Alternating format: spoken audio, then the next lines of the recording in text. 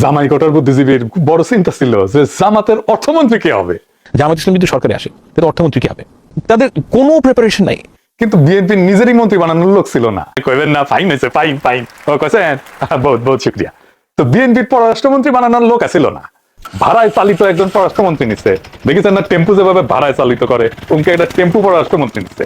এটাই নাকি বিএনপির সবচেয়ে স্মার্ট পররাষ্ট্রমন্ত্রী। রহমানের মাস্টার স্ট্রোক। সে কি করেছে? ইরানে আওয়ামী লীগে হামলা করেছে।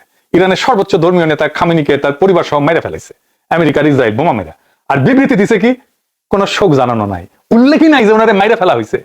সকল আন্তর্জাতিক রীতি নিয়ম নীতি ভঙ্গ কইরা উল্লেখ নাই যে ইরানে বোমা ফেলা হইতেছে বৃষ্টির মতো, এবং বোমা ফেলা শুরু করছে আমেরিকা আর ইসরায়েল। ফুন্দের আলো রুটি যাইয়া বয়ান দেয়, তাদের নাকি বিদেশিরা কয়াল লজ্জায় নাকি মাথা কাটা যায়।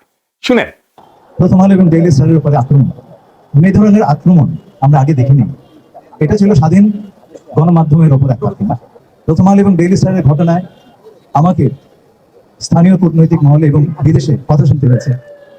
মাননীয় স্বরাষ্ট্রমন্ত্রী যে কথাটি বললেন, আমাদের মাথা হেঁট হয়ে গেছে, আমাদের দেশে আর ঘটবে না। প্রথম আলো এবং ডেইলি স্টার পরিবারের প্রতি আমার গভীর সমবেদনা জানাচ্ছি। শুনেছেন? ওরে আমার লজ্জা রে। হাসিনা যেমন মেট্রো রেলার বিটিভি পুরানিয়া কেন্দ্রে নাটক করেছিল, এরা ফুন্দের আলোর দিল রিস্তার নিয়া ওই একই নাটক করিচ্ছে। নাটক কম করো পিও, নীল আছে না? এরা দেশের উপরে নির্বিচারে বোমা ফেলতেছে, বাচ্চাদের স্কুলে বোমা ফেলে, মাসুম বাচ্চাদেরকে মেরে ফেলতেছে, সর্বোচ্চ নেতাদের মেরে ফেলতেছে। তার উপরে বোমা মারা শুরু করছে আমেরিকার ইসরায়েল। আর বাংলাদেশের পররাষ্ট্র মন্ত্রণালয় বিবৃতি দেয়, তাতে এইসবের কোনো উল্লেখ নাই, এমনকি নিহত নেতার জন্য কোনো শোক নাই। আমেরিকা যে ভাষায় বিবৃতি দিছে, ইসরায়েল যে ভাষায় বিবৃতি দিছে, ইন্ডিয়া যে ভাষায় বিবৃতি দিছে, ঠিক একই ভাষায় বিবৃতি দিছে এই পররাষ্ট্র মন্ত্রণালয়, তারেক রহমানের পররাষ্ট্র মন্ত্রণালয়, খলিলুর রহমানের পররাষ্ট্র মন্ত্রণালয়। আমরা ওই বিবৃতিতে জালেমের কণ্ঠস্বর শুনি, ওই বিবৃতিতে ফেরাউনের কণ্ঠস্বর শুনি, ওই বিবৃতিতে আমরা নমরুদের কণ্ঠস্বর শুনি। নিউজের নুরুল কবির নাকে রুমাল চেপে বিএনপি ভোট দিছিল, শোনেন নাই? শোনেন আবার।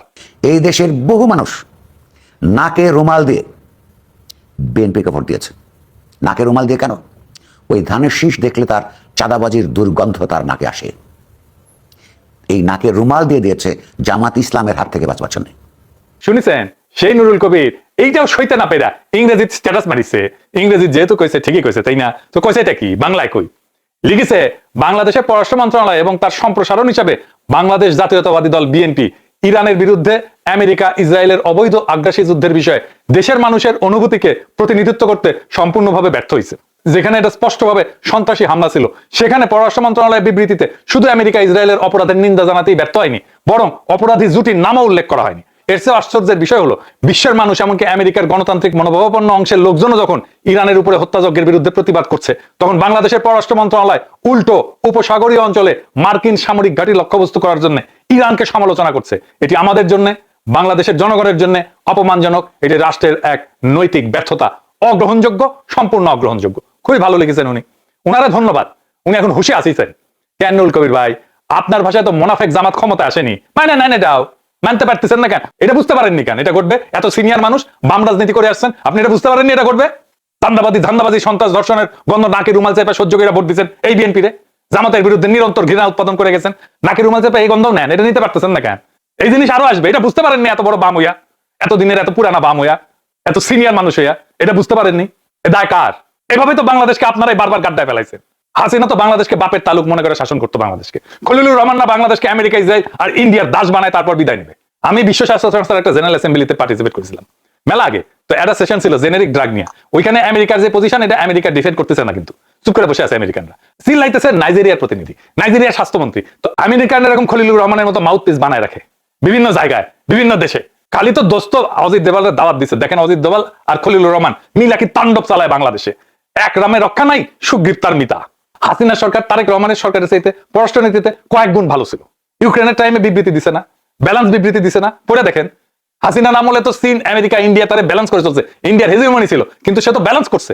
চীন ইন্ডিয়া আমেরিকা ব্যালেন্স করছে না। এখন খলিলুর রহমান কি করবে? ইরান তো বাংলাদেশে তাদের এমবাসিতে শোক বই খুলিছে, উনি খলিলুর রহমান যে সাইন করবে না, করবে না, ওটি শোক জানাবে না? ওখানে শোক জানাবে, অবশ্যই জানাবে। তো বিবৃতিতে শোক জানাইতে হাগা কষা হয়ে গেছিল কেন? আসলে খলিলুর রহমান ধরে নিছিল ইরানের রেজিম চেঞ্জ হবে, বদলাবে, তাই উত্তেজনা ধরে রাখতে পারে নাই। আবেগ কাজ করেছে, বিবেক কাজ করে নাই। এখন খলিলুর রহমান কবে? না, আমি নির্দোষ দাবি করতেছি না। আমি যখন জানি, আমি কেন নিজেকে নির্দোষ দাবি করব? আমি দোষী, তখন আমার আবেগে কাজ করছে, বিবেক কাজ করে নাই। বুঝেছ? সে বুঝতে পারে নাই ইরানের রেজিম এইভাবে বদলাবে না, যদি না ইরানের ভেতর থেকে প্রতিরোধ হয়। ইরানের ভেতর থেকে ইরানের জনগণ যদি রেজিম চেঞ্জ করে, সেটা অন্য বিষয়। ইরানের লিডারশিপ পুরাটা ধ্বংস হয়ে গেল, ইরান লইরা যাবে। ইরানের সরকারকে ফেলায় দেওয়া অত সহজ না। ইরানে এর আগেও এমন ভাবে ইরানের লিডারশিপকে মেরে ফেলা হয়েছে অনেককে। ইরান পরে নাই, রেজিম চেঞ্জ হয় নাই, রেজিম বদলায় নাই। কি কি করা হয়েছিল আসেন সেটা দেখি ইতিহাসে।